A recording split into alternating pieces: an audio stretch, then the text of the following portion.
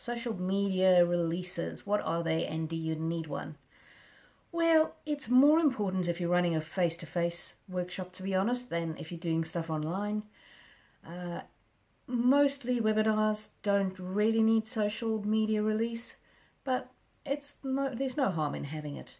So what it is, it's a permission slip, basically, a permission form that people sign if they're attending your workshop, and it just says that you are permitted to use their image on social media.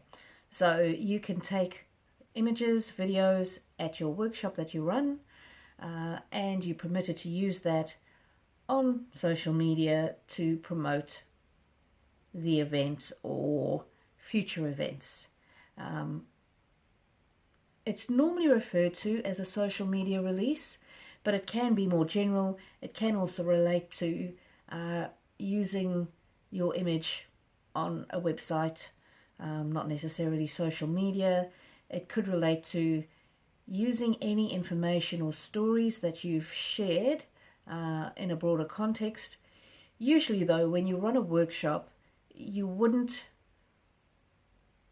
really use that in any information revealed in that forum publicly. So there's a bit of a dichotomy. On the one hand, you have the social media release, which allows you to use, if you're running the course, running the workshop, it allows you to use the images and videos on social media. These are images taken at or after or before the event.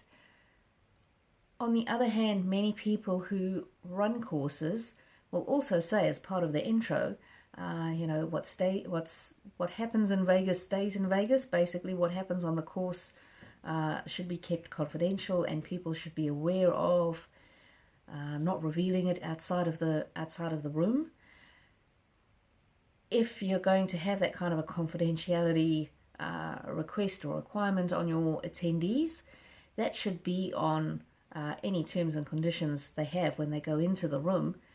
But also then you would need to tell people not to take videos, not to take photos for the purpose of social media. I certainly know that I attended an event once where people were live streaming on Facebook, so they were taking video as the presenter was speaking, and it was a bit of a shock to everybody when the presenter came out with a story about an abused childhood that she had never shared with anybody before, and her intention was only to reveal it within the room. She didn't have any desire for this private and painful information to be made public. Unfortunately, at that event, no boundaries were set, no guidelines were set, and there was no guidance to the attendees that Facebook Live was not permitted. So part of your media release and part of when you introduce what it is that you're doing, you should be including what your social media expectations are of attendees. So for example, if you are doing a webinar, most webinars only the organizer can record, and that's fine. But if you're on a webinar platform that an attendee can also record, you need to make sure to them, tell them whether you think that's, whether you want that to happen. So tell them whether recording is not permitted or is permitted, or whether you're recording it but you will have control over that recording and how it's used. The last thing you want is for somebody else to record you and then put that recording on the internet. Your whole workshop is now on the internet.